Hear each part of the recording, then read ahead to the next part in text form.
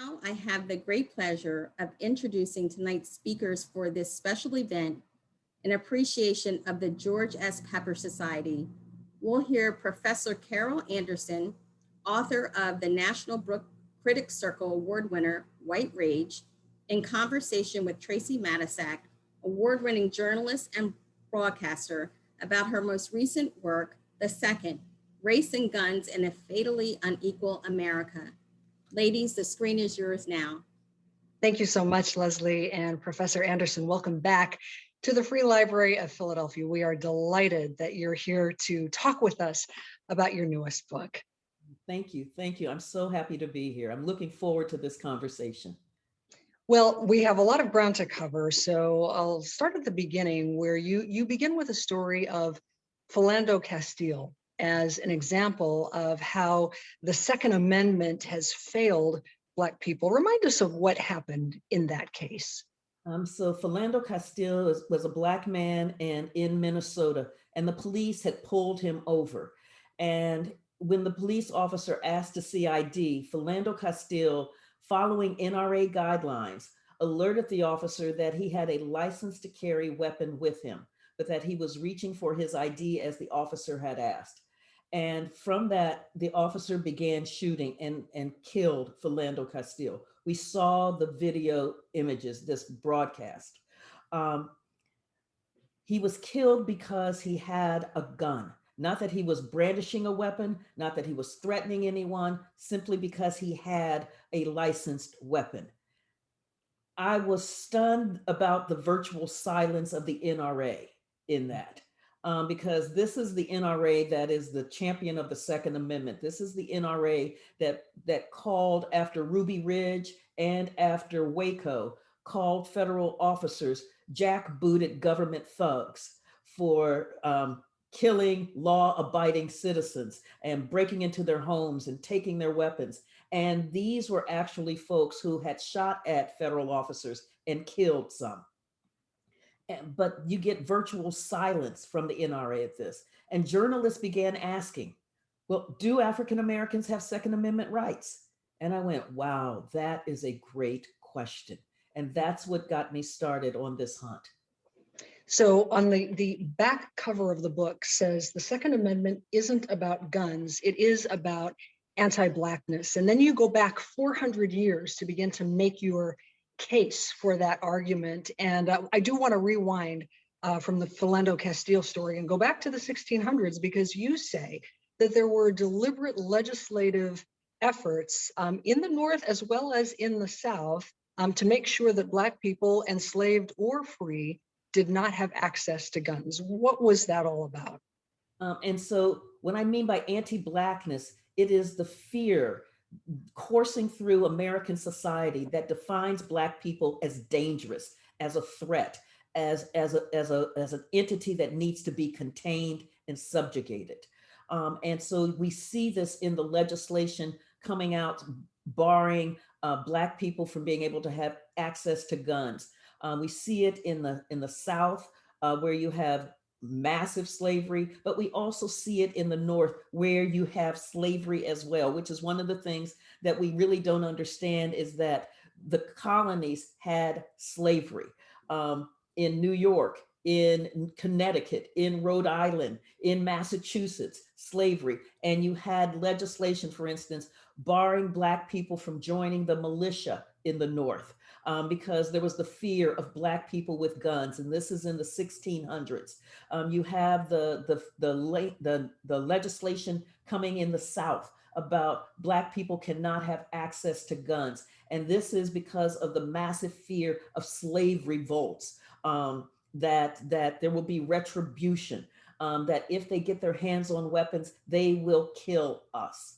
And so you get this legislation, and so with each revolt, with each rumor of a revolt, you start getting the architecture of control being put in place. These laws, but also slave patrols that go into slave cabins and monitor and looking for contraband and monitor the movements of the enslaved people, but also the militia. And the militia are there to control, to put down slave revolts. I want to talk about the militia because the militia was supposed to have a number of different purposes, including repelling a foreign invasion and so forth. But you make the case that it wasn't really about that the purpose of the militia was much more about slavery. Yes, and so the militia's role, today we get this narrative of the militia as this heroic force that repelled the British and fought for American liberty and freedom and justice. But during the War for Independence, the militia, sometimes they show up, sometimes they wouldn't. Sometimes they fight, sometimes they wouldn't. Sometimes they take off running. George Washington was beside himself at the unreliability of the militia in terms of fending off a professional army. And you had Gouverneur Morris out of New York saying that to rely upon the militia to fend off a foreign invasion is like depending upon a broken reed. They knew that the militia could not do this work. They had proven it repeatedly. We also get this issue of the militia as this force for domestic tyranny, fending off domestic tyranny. But we had Shays' Rebellion right before the Constitutional Convention. And Shays' Rebellion, where we're in a group of white men in Massachusetts, were angry about taxation policy and the foreclosure of land, the seizure of land for non-payment of taxes. So they attacked the Massachusetts government and they were on their way to the armory. Massachusetts tries to call out the militia to control Shays' Rebellion. The militia were like, no, I'm not feeling that. And then there were members of the militia actually joined Shays' Rebellion. And so it required Boston merchants to fund a mercenary army to put down Shays' Rebellion. So the reliability of the militia was really in doubt. What the militia could really do consistently was to put down slave revolts. That was a key function for the militia. Well, and that's also interesting because when you think about the Revolutionary War, and you write about this in the book, that the fact was there were not enough white men to really fend off the British. And there was talk about arming, Black people to be part of the revolutionary force, the Continental Army. But there was a lot of resistance to that, in spite of the fact that the militias were thin, unreliable, and not really an entity that could be depended upon. Right, absolutely. And so in 1775, basically Black men have been banned from the Continental Army. But the exigencies of war and the lack of white men willing to enlist in the Continental Army finally compelled the states to begin to enlist Black people. And one of the things you saw happening in the North was offering emancipation for those enslaved men who would fight for the patriots, who would fight for the rebels. You will get your freedom if you fight for us. And part of what was the tripwire for that is that the Earl of Dunmore down in Virginia had offered freedom to the enslaved of the rebels if they would come fight for the King of England, that you will get your freedom. And so you start seeing this mass movement of Black folks fighting for the British, which is swelling their ranks. And you get the Continental Army going, oh, we got to do something here. We got to do something. But when the war, and so with the Continental Army, the enlistment of Black folks made that a truly integrated fighting force. And when they were a truly integrated fighting force, their resiliency stiffened and it moved the British, it compelled the British to go south and hit what they called the soft underbelly. When they hit the soft underbelly, they took Georgia like that. Then they were headed to Charleston to take South Carolina. George Washington sends his emissary down there, John Lawrence, a son of the South, son of South Carolina, and says, look, you only have 750 white men who are eligible to fight, because South Carolina had deployed the rest of its white men as part of the militia to keep that enslaved population down. And Lawrence said, you got to arm the enslaved. There are 8,000 British troops coming. You only have 750 white men. That's a problem. And South Carolina said, no, the problem is you asking us to arm the enslaved. We are horrified. We don't even know if this is a nation worth fighting for. We would rather take our chances with the British than arm the enslaved. You know, I was struck by the fact as I read the book, how you talked about that both in the Constitutional Convention and sort of the run up to that, as well as 70 plus years later, the run up to the Civil War, that really what it amounted to was that slavery was the price of unity. It was the price that was paid in both wars to kind of keep everybody together. Yes. Yes. I mean, so one of the things that you see is with the Constitutional Convention, you have the South that wants to embed slavery, to protect slavery, strengthen the institution of slavery in the United States. And you have these Northern delegates, many of these Northern delegates who want a stronger United States of America because the Articles of Confederation just weren't working. But the South was playing basically a game of chicken, a game of hardball. And I'm mixing metaphors here, but basically saying if we don't get what we want in terms of protecting slavery, then we will walk. You will not have a United States of America. And the other delegates were so afraid of that we ended up with the Three-Fifths Clause in the Constitution. We ended up with an expansion of 20 years on the Atlantic slave trade in the Constitution. And we ended up with the Fugitive Slave Clause in the Constitution as the price for the South to sign on to the Constitution of the United States so that there would really be a viable United States.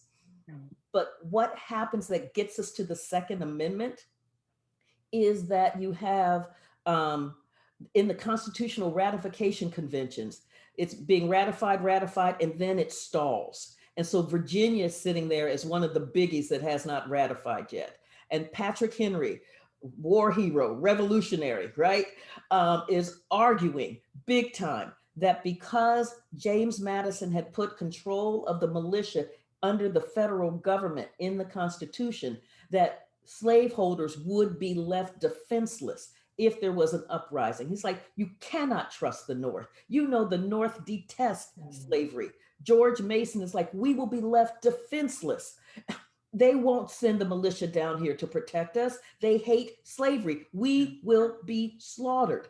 We can't have this. And so they started pushing hard on Madison, basically threatening the Constitution of the United States, saying we will have a new constitutional convention if we don't get a Bill of Rights that protects us. And that Bill of Rights, so when you think about our Bill of Rights, freedom of speech, freedom of the press, the right not to be illegally searched and seized, the right to a speedy and fair trial, the right not to have cruel and unusual punishment, the rights for a well-regulated militia, for the security of the state, the right of the people to bear arms shall not be infringed. I mean, it is such an outlier. It is the same kind of outlier as the Three-Fifths Clause because it is the bribe to the South to not scuttle the United States of America. So the second was passed in 1791, end of the year, and it's just before that time that the Haitian Revolution takes place. How does that impact the conversation about slavery in this country? Oh, the Haitian Revolution sent shockwaves through the United States, particularly in the slaveholding South. What they saw were that Black people were more than willing to rise up. They were more than willing to fight for their freedom, and they were more than willing. They had defeated the Spanish, they had defeated the British, and they had defeated the French. And that, when you take on three of the major European armies with massive guerrilla warfare, the fact that they were successful in defeating them, the fact that they were articulating a revolutionary ideology that was similar in so many ways to the ideology of the American Revolution and the French Revolution, which the colonists believed had a whites only sign on it. So that these Black people were talking about freedom and justice and democracy and the right of a people to govern themselves was just anathema, and that they were willing to fight for it. They were afraid that that toxin would come into the Black population here in America and lead to this revolutionary fervor. And so you see, and one of the things that happened right after that, you had Gabriel's uprising, Gabriel's rebellion in Virginia in 1800. And Gabriel's rebellion was widespread over multiple cities, multiple counties. And Governor James Monroe found out about it like the night before it was supposed to happen. And shockwaves, I mean, terror. And that Gabriel articulated a vision of a multiracial, multi-ethnic republic where you got paid for your labor, was just frightening, frightening. And you saw in Maryland, as the folks are fleeing from Saint Domingue, from Haiti, that as they're bringing their enslaved with them, whites in Maryland were petrified, and the government opened up the public armory so that whites could arm themselves against these Haitians who were coming in to the state. Wow. I want to take a moment and just remind our audience that if you've got questions for Professor Anderson, you'll see at the bottom of your screen there is a little Q&A icon. If you click on that, you can enter your question there, and we've saved some time at the end of the program, so we'll get through as many of those as we can. But meantime, Professor Anderson, I've got lots of questions for you. One is this, and it was not long after the time period that you're talking about, like 1811, 1812. I was fascinated to read about the Black Militia in Louisiana that you said was extremely well trained. They were called upon to put down slave uprisings. They were called upon in the War of 1812. I'm curious, who were these men? How is it that they came to be so well trained, especially in light of the oppressive environment that they were in? How were they able to perform at such a high level? They had been together since the early 1700s as a fighting unit. They had come together when Louisiana was under Spanish control and then under French control. And so they had more freedoms, more freedom to train, more freedom to arm, more freedom to be. And then the Americans bought Louisiana. And with that, all of that training became very fear-inducing for the white population. And so one of the things you saw from whites in New Orleans, the council there, was to demand the disarmament and the disbanding of this Black militia. But the governor looked and he said, these are the only folks who can fight. And we got a lot of stuff we need to fight here. So I don't know how to do this. I mean, it's like crazy to do this. And so what he tried to do was to square the circle, which was to keep that Black militia in place, but to remove its officer class and put white officers in charge, hoping that that would quell the fear of whites about this really well-trained Black force. But that fear never abated, regardless of how well they performed in putting down the slave revolt in 1811 and in the War of 1812. Instead, the push was on to disarm and disband them, which eventually happened. I'm curious, what was in it for them to have to go into battle with a white commander and have their officers removed, to go into battle to put down slave uprisings and to kill their own people? What was in it for them? You know, I think that it was a sense of citizenship, the access to citizenship, that through military work, you gained your citizenship rights, and that's how they saw themselves. And this was really a propertied class. To be in this militia, you owned property. And so they also saw the distinction between themselves and the enslaved, who were thought of as property. So it was that distinction, but it was that one of the things that we see consistently is the role of military work, being in the militia, being in the armed forces, as access to citizenship, access to equality. And that just did not happen.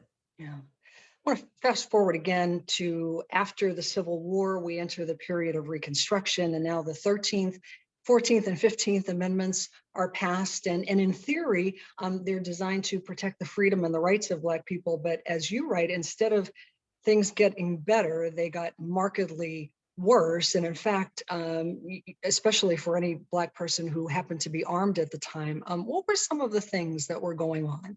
Oh, you had you had the Black codes coming through that were passed by these neo-Confederate governments because President Andrew Johnson had basically issued a mass amnesty for the former Confederate leaders who retook control of their governments. Mhm. And they passed these Black codes that not only were about controlling Black labor, but also about disarming Black people because Black folks were armed from the Civil War. And so it was about disarming them. And it was about the rise of these white domestic terrorists and these paramilitary groups who were like arms of these governments who were going around slaughtering Black folks to put Black people back in their place.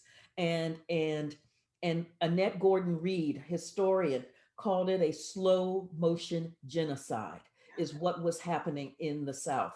And you had Andrew Johnson remove Black troops from the South as an occupying force because white Southerners were saying, oh, that the Black troops were the reason for the violence. It was because it was just so hard for them to accept that there were these Black people in uniforms who were marching and parading in their states, in their counties. It just was horrifying. If you would just remove the troops, then peace will be had. But peace was not had. Instead, slaughter happened. So the slaughter was so intense that it led President Ulysses S. Grant, after the Colfax, Louisiana massacre and after the Hamburg massacre in South Carolina, to say, you know what these states all have in common? It isn't Christianity. It isn't civilization. It is the right to kill Negroes. Mhm. Yeah. You mentioned the Colfax courthouse situation, and I'd love if you would just very briefly, because I've lots of questions, but that's such an important story. Could you share that with us? Yes, and so there was an election in Louisiana, and the Democrats, the who were the party of the white supremacists, the right wing, were just angry at the results of this because Republicans were elected, and so they decided to overthrow the government. They decided to storm the courthouse, the seat of democracy in Colfax, Louisiana, and so the Black militia was called out to protect this seat of democracy and protect the results of the election. But they didn't have enough arms, they didn't have enough ammunition, and they were overwhelmed by this mass force of white supremacists, this paramilitary group who just slaughtered them. They set the courthouse on fire where the Black militia were. As they were running out, and some were surrendering. They were executed. They were tortured. Over 100 were killed at Colfax. So you have a contested election, you have an attempted insurrection.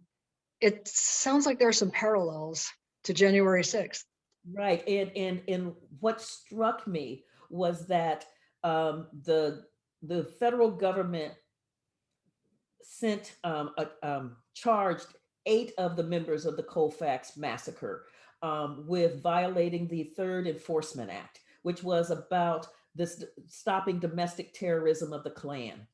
The U.S. Supreme Court, in the Cruikshank decision, ruled that the enforcement acts only apply to state actors. So, and not to these private organizations like the Klan. So this massacre, those men walked. They walked for slaughtering over 100 Black men. So you mentioned groups like the Klan beginning to take shape, particularly as we move out of Reconstruction into the Jim Crow period. And we begin to see race riots popping up all across the country, including, of course, Tulsa, which we just observed the 100th anniversary of last week. But Black people took up arms, as they did in Tulsa, to defend themselves, but paid a heavy price for that. Oh, absolutely. And this is one of the things that I'm tracking, as you can see in this book, is how when Black folks, the right to self-defense, which we see as just being natural in a bedrock foundational principle of the Second Amendment, Black people do not have the right to self-defense. So in Elaine, Arkansas, where you had Black sharecroppers who had their wages stolen by the planters.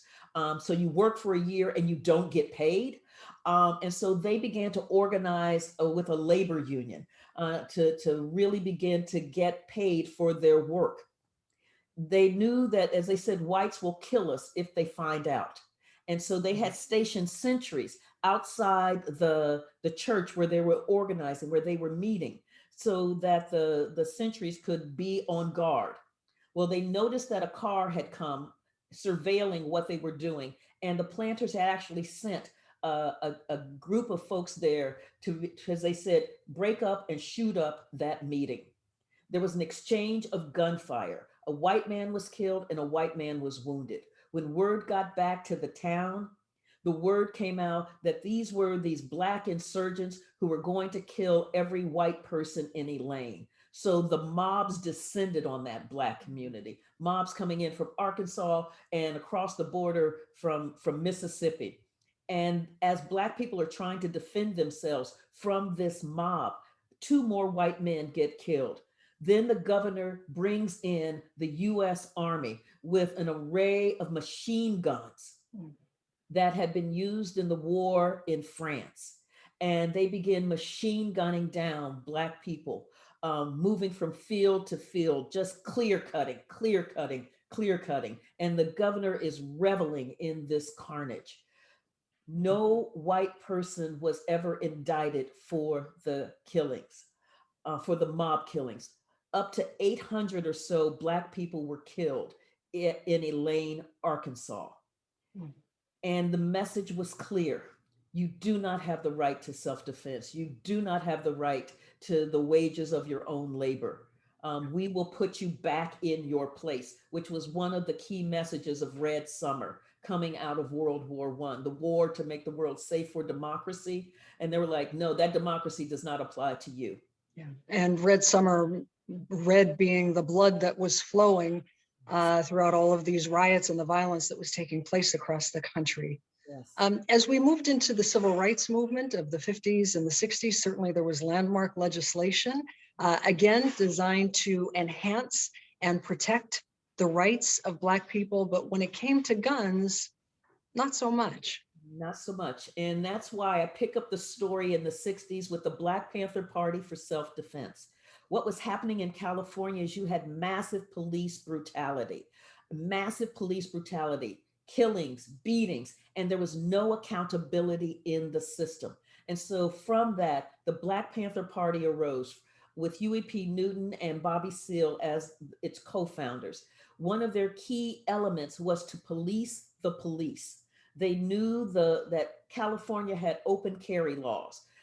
Huey Newton was a law student. He knew what those laws were. He knew the kinds of guns they could carry. He knew how to carry them. He knew the distance that they had to maintain from police officers making an arrest by California statute, but they were standing there with their guns, policing the police. The police did not like that at all. And when they would try to arrest the Panthers, they couldn't get them on anything because the Panthers weren't doing anything illegal. Mm-hmm. And so they ran to Assemblyman Don Mulford and said, can you help us here? And so Mulford, with the help of the NRA, begins drafting legislation to ban open carry and targeted, and this was targeted at the Panthers. Mulford said it wasn't in his public pronouncements, but when you look at the letters, the Panthers are all over as the catalyst for this. How do we make what they are doing illegal? How do we make the Panthers illegal? And really interesting that the NRA was involved in that sort of legislation, which is not what we would normally associate with the NRA. Right, yeah. Right. You write about what came to be called the Southern strategy in the late 60s. And the idea essentially was that it painted white citizens as law-abiding people and Black people as lawless. I'm wondering if you can talk about sort of the modern day iteration of that strategy and what you describe as the thugification of Black victims of violence. In Stand Your Ground, we see it with Stand Your Ground, for instance, with Trayvon Martin and George Zimmerman. So the sense that Black people are threats, are inherently dangerous, that they have to be controlled and subjugated by whites. It came from the 17th century, and we're dealing with it when you think about in the 21st century. You have a Black teenager, Trayvon Martin, who's going to a convenience store to get Skittles and iced tea during the break of the NBA All-Star game. George Zimmerman rolls up and he's as the neighborhood watch captain, and he sees this Black teenager and he starts calling into 911 that something's not right. This guy looks really suspicious. He's on drugs or something. And these kind, they always get away. And so he grabs his 9mm, loaded 9mm, gets out of his car, out of his SUV to go stalk Trayvon. The 911 operator says, "Sir, are you following him?" And he says, "Yep." And she's like, "You really needn't ought to do that." And he keeps on doing that. What we know is that Trayvon ended up with a bullet in his chest. So when you look at it on its surface, what you have is a grown man with a loaded weapon following a teenager, an unarmed teenager, and shooting that teenager in the chest. But what happened was the thugification of Trayvon. He became taller, meaner, heavier, hoodied up, grilled up, right? Older. I mean, he became this big, Black, scary guy. And Zimmerman becomes this fragile, poor man who was overwhelmed by this muscular beast. And he had no other option than to defend himself by shooting Trayvon in the chest and killing him. That is the narrative that we get. And in a current iteration of it, we see it with, I juxtapose Kyle Rittenhouse, the 17-year-old who crossed state lines to go into Kenosha, Wisconsin, carrying an illegally acquired AR-15. The police welcome him, and because this is a protest against the shooting of another Black man. The police welcome him. "We really appreciate you guys being here. Want some water? We know it's a hot night." Kyle Rittenhouse then goes and he guns down 3 men, killing 2 of them, seriously wounding a third. After that, he walks towards police with his hands up as if to surrender. The police don't even recognize it, they don't even acknowledge this because he's not a threat.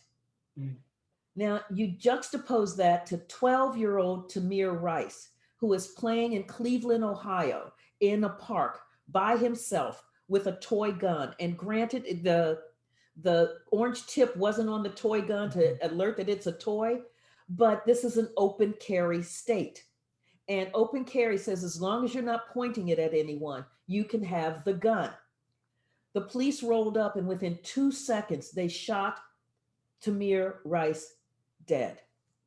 They said he was a threat. He was dangerous. We were fearful.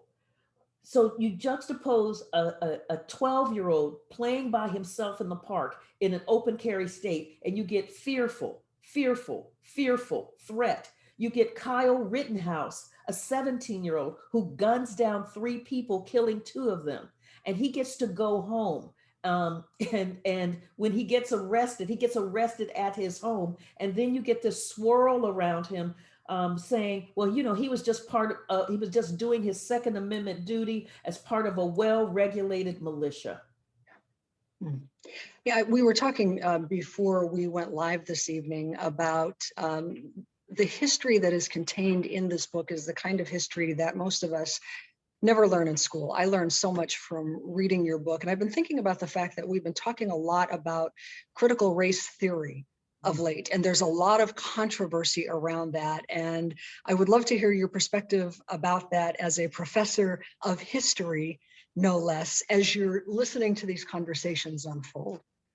Those conversations are like bait and switch. It's like the way that you hear socialism, socialized medicine, socialism, socialism. It is a way to take your eye off the target. It's a way for you not to engage critically with what is going on. So socialized medicine, socialism, socialism, socialism is now the new buzzword is now critical race theory. So they're banning critical race theory teaching in K through 12. Critical race theory is for law school. It is a legal theory. It is taught in law school, not K through 12. But what this allows to happen is that anything dealing with race and racism, like talking about slavery, talking about Jim Crow, talking about the impact that it has had upon the development of the United States, now becomes banned because now it's divisive. Mm. It is a way to silence historians from doing the real work of history. It is a way to keep our population ignorant of how we got here. And if we don't know how we got here, then we can't figure out why this looks the way that it looks. Yeah. And so we end up making bad policies based on bad history. Yeah. Before we go to questions from our audience, I've been reflecting on your book, and at times it was quite difficult to read, just the incidents of violence, the brutality. And I just wondered for you, as you wrote this book and you wrote White Rage and you wrote about, one man, no vote. I just wondered, because you're so deeply immersed in this material, how do you kind of manage that? You also mentioned that you have two sons, and as a mom of a son, I think about that as well. How do you sort of keep all of this in perspective when you're immersed in such heavy material? It is hard. It is hard. And this was the hardest book to write because the violence was just unrelenting. And the sophistry used to wash away, to make that violence, that there was no accountability for that violence, no justice for that violence. And in the midst of the pandemic, where African Americans were disproportionately dying from a pandemic that could have easily been controlled, and in the midst of the uprisings due to the police killings of Breonna Taylor, of George Floyd, and of the mishandling of the killing of Ahmaud Arbery, seeing that kind of violence, just as I'm writing about it, I'm writing about the past, and I'm in the midst of what is going on right now. It was hard. Lots of Blue Bunny double fudge ice cream.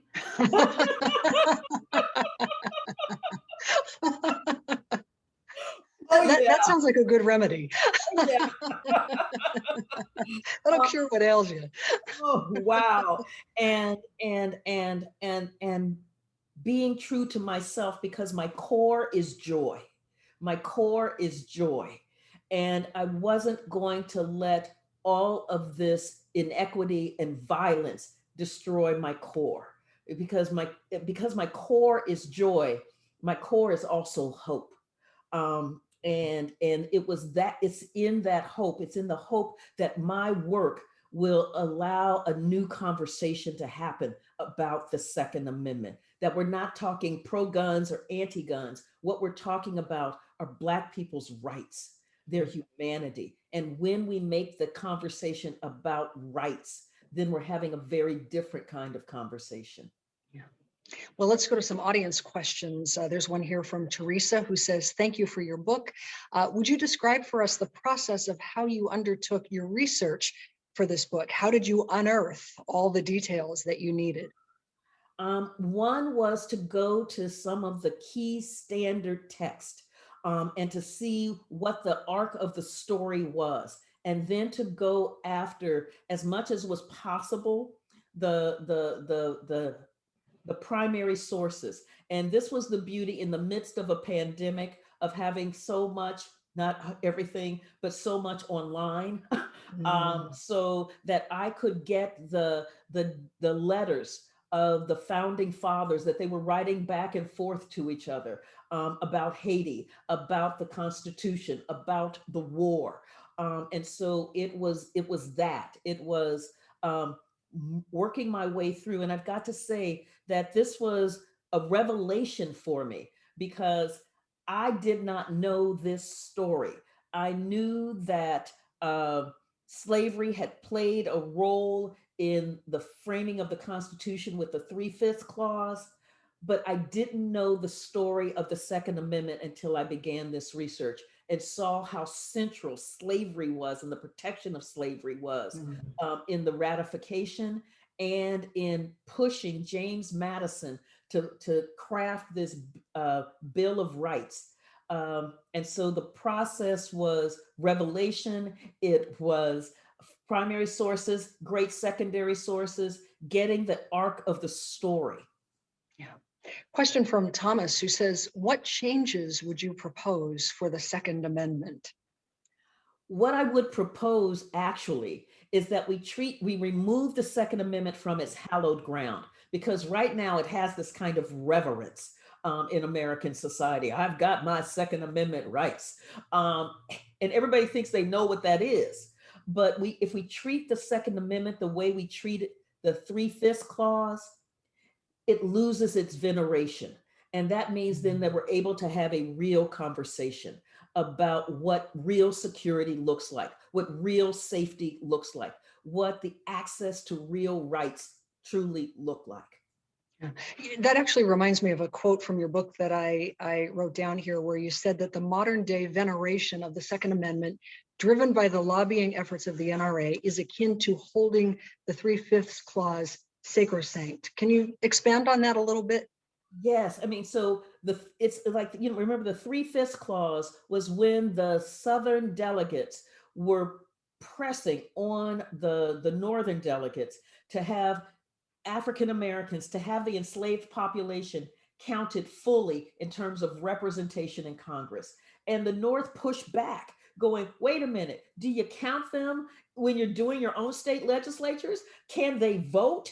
I mean, so if they can't do that at the state level, why are we giving them any kind of heft at the national level?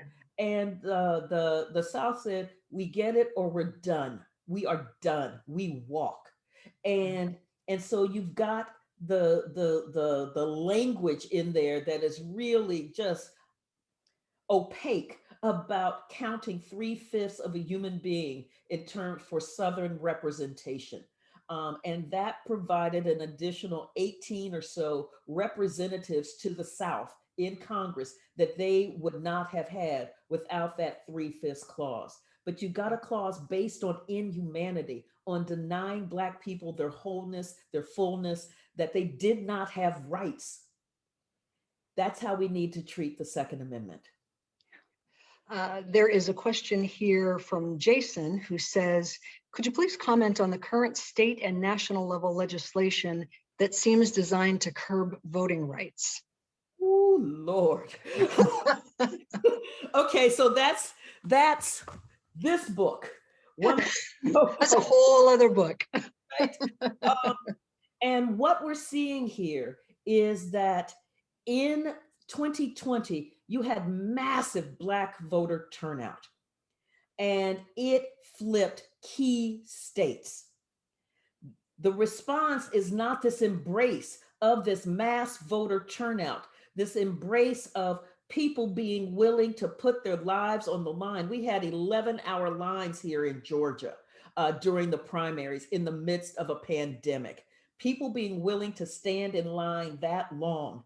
Instead, what you have is this fear that, oh crap, Black people have voted, Hispanic folk have voted, Asian American Pacific Islanders have voted, Native Americans have voted, we gotta stop them. And so you see this looking at the methods that those groups use to access the ballot box and then devising methods to create additional hurdles to those groups to make it much more difficult for them to vote. You also see the twin pincer motion on this, which is to lower the guardrails that were there that prevented Trump from being able to flip the elections, to be able to override the vote counts in these states. So the guardrails that were there, the officials that were there, removing them from power so that they don't have a say in what the certification of election results are.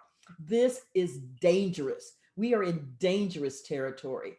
And the discussion, we've got legislation at the federal level that can take care of this. HR 1, S1, the For the People Act, and the HR 4, the John Lewis Voting Rights Advancement Act. Those two bills can handle this, but we've got some kind of to the filibuster, which is just a load of doggone hooey. That's the scholarly term because the filibuster has been used to deny civil rights legislation repeatedly. And that's what it's standing up here now. So we're going to have this arcane Senate rule, or are we going to have democracy? Or are we going to let the American people, American citizens vote? That's where we are. Yeah. Yeah, we're going to have to all stay on our toes and keep an eye on that. Yes. We've talked, I want to go back to the second in our remaining few minutes here, because we've talked about the NRA a couple of times, and they have been in a lot of trouble of late, legally as well as financially. And I wonder how you see that turning out. Do you think that the NRA will eventually have to dissolve, or do you think that they'll sort of regroup in a different sort of shape? How do you see that working out?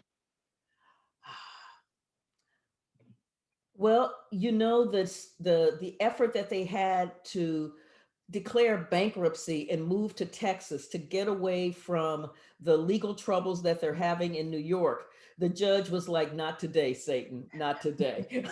I believe that's how the legal opinion wrote. What I see, part of what happened is that it was power corrupts, and absolute power corrupts absolutely. And you had that happen with the NRA. They got so big, so powerful, and so corrupt that it began to eat in on itself. I think that what we're going to see is probably a revised version after that corrupt component is removed, and thinking through how do we for most of its lifespan, the NRA was really about sportsmanship, folks who like to hunt, and the guns that they had. This movement into the political realm is a relatively new component that really launched in the late 1970s. What may happen is a movement back to the original NRA. Hmm. And I want to end on this question before we say goodnight, and that is, as we're thinking about all of these issues, voter suppression efforts, police brutality, mass shootings on an almost daily basis in this country, just so many troubling things that are happening. And I wonder, sort of related to the other question that I asked you about sort of sitting with all of this information, what do you see as the future for our country? Where do you think that we are headed? And in the midst of all of that, what gives you hope? What gives me hope is that we have always had folks who would fight for this democracy, who would fight for freedom, who would fight for justice, who would fight for equality. It's what we saw in the 2020 election, where you had massive mobilization, grassroots mobilization, where people understood that we were in an existential crisis in this nation, and how it was important to have leadership that could lead us out of this mess. And they were willing to do the work. I'm seeing that same kind of mobilization right now as democracy hangs in the balance. That's where the hope is that you have more people who want this freedom, more people who want a truly vibrant, multiracial, multi-ethnic, multi-religious democracy than you have of that group that is holding on to power by denying American citizens their rights and by the omnipresent threat of violence against American citizens. That assault on the Capitol on January 6th, and the fact that you're not getting the kind of real response that should happen, that's where the danger is. Where the hope is that there are so many people who recognize that danger and who are mobilizing to strengthen democracy. Yeah. Well, I think that is an appropriate note for us to wrap up our conversation on. Professor Carol Anderson, thank you so much. It has been an absolute delight to talk with you. Thank you. This has been wonderful. Thank you. And I want to say a special thanks to all of the team at the Free Library who brought this conversation together. Of course, to Leslie Walker and Shara Pauly, who kicked off our conversation, Andy Cahan, as well as Laura and Jason, the whole team there at the author events in the library. I want to thank all of them for bringing all of us together. Thanks to all of you for joining us tonight, for sharing your evening with us. We hope that you found this to be an enlightening conversation. Stay safe out there, and we'll see you next time. Good night, everyone.